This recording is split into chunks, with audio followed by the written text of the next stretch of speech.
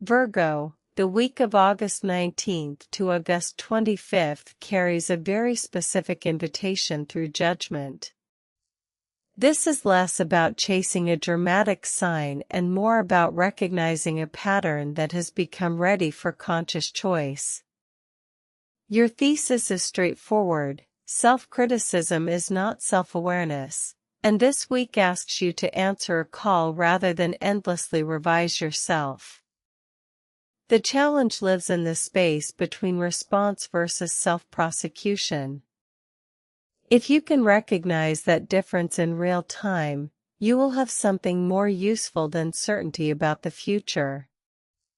You will have a way to decide what belongs to you, what deserves your energy, and what kind of response will leave you respecting yourself after the moment has passed.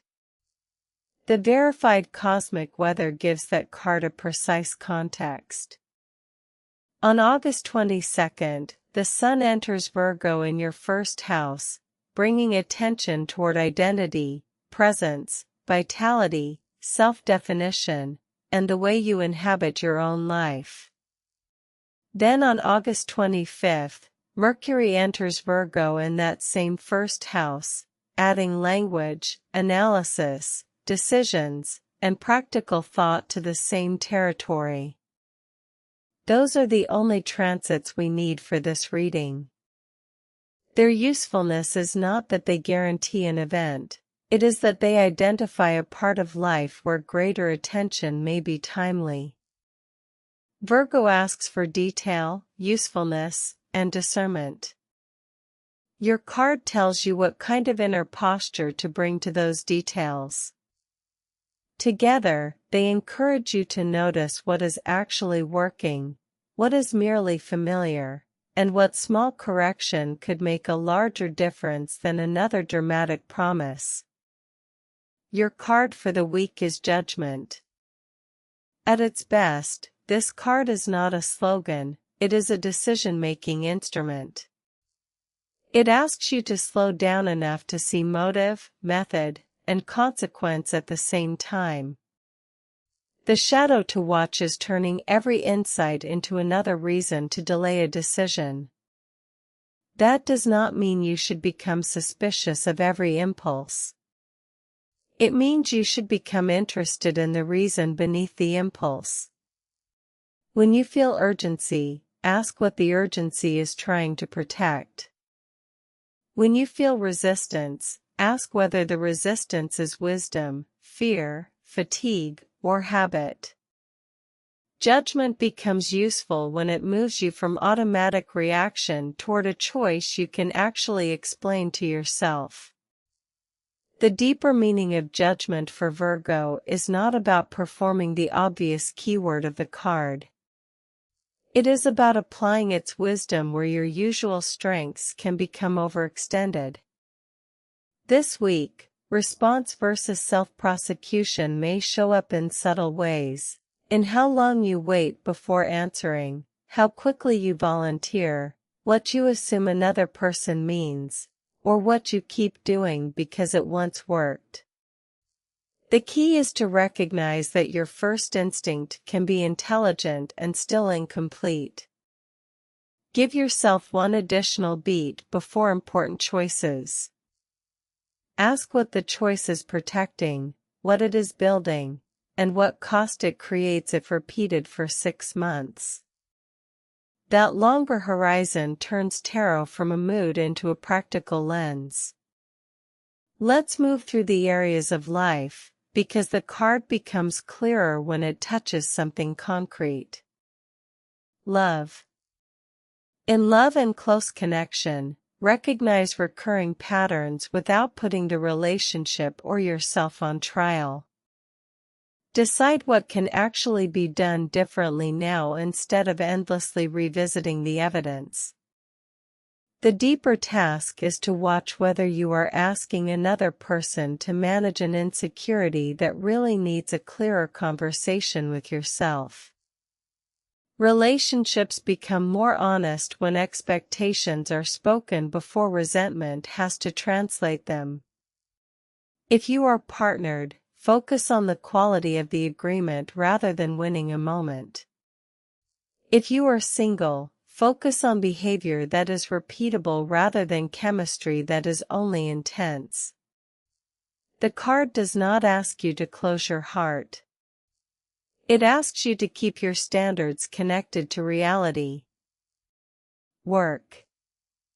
In work and purpose, define the kind of work and responsibility you are ready to put your name on. You may not need external permission to acknowledge what your own history already proves. This is a week to value processes that can be repeated. One heroic effort can rescue a deadline, but it rarely creates a sustainable professional life. Ask what the work needs in order to be cleaner, more legible, or more aligned with your actual role. If you are considering a change, look at the structure around the change as carefully as the possibility itself. Competence is not only what you can do under pressure, it is what you can build so that pressure is not always required. Money. With money and resources, review old habits or mistakes with an endpoint. Learn what the number shows, make the adjustment, and stop using the past as permanent evidence against yourself. Try to move one financial choice out of the emotional fog and into a written decision. Numbers can trigger fear, hope, pride, or avoidance, but the number itself is still information. Give yourself enough compassion to look clearly and enough discipline to act on what you see. The goal is not to become rigid. It is to reduce the number of financial decisions that have to be reinvented every time your mood changes. Health and energy. For health and energy, treat bodily signals as information, not moral verdicts. Awareness is useful when it leads to appropriate care, not when it becomes another channel for criticism. Your body does not need to become another arena where you prove discipline or goodness. Treat signals as information. Notice which practices actually restore capacity and which only create the feeling that you are being productive about your well-being. Sustainable care usually looks less dramatic than a reset. It looks like choices you can repeat even when the week becomes inconvenient. There is also a psychological layer worth naming. For Virgo, the week may expose how quickly you equate familiarity with safety. Judgment interrupts that reflex by asking whether the familiar response still produces the result you want. You do not need to reject your natural style. You need to become more selective about when it is useful. This is where the distinction between response versus self-prosecution becomes practical. The mature choice may feel less dramatic because it does not need to prove anything in the moment. It may simply create less cleanup tomorrow. Pay attention to that. Peace after a decision is useful information. Now let's walk through the week day by day. These are reflection points, not predictions about fixed events. Wednesday. Notice the sentence you repeat about who you are and ask whether it is still true. Do not force a major conclusion from one moment. Use the day to observe the pattern and make the next reasonable choice. Thursday. Close one loop that belongs to an older chapter. Do not force a major conclusion from one moment. Use the day to observe the pattern and make the next reasonable choice. Friday. Name one thing you have outgrown and one thing you are ready to reclaim. Do not force a major conclusion from one moment. Use the day to observe the pattern and make the next reasonable choice. Saturday. The Sun enters Virgo in your first house. Let attention return to your identity, vitality, and presence. Do not force a major conclusion from one moment. Use the day to observe the pattern and make the next reasonable choice. Sunday. Practice forgiveness without denial. Wisdom does not require endless punishment. Do not force a major conclusion from one moment. Use the day to observe the pattern and make the next reasonable choice. Monday. Make one decision from current values even if it contradicts an older plan. Do not force a major conclusion from one moment. Use the day to observe the pattern and make the next reasonable choice. Tuesday. Mercury enters Virgo in your first house. Put your current identity into words and say one thing clearly about what you choose now. Do not force a major conclusion from one moment. Use the day to observe the pattern and make the next reasonable choice. Before we close, here are exactly 3 journal prompts for the week. Prompt 1. What identity am I maintaining because it once kept me safe but now keeps me small? Prompt 2. What lesson from my past is complete enough that I can stop reliving it? Prompt 3.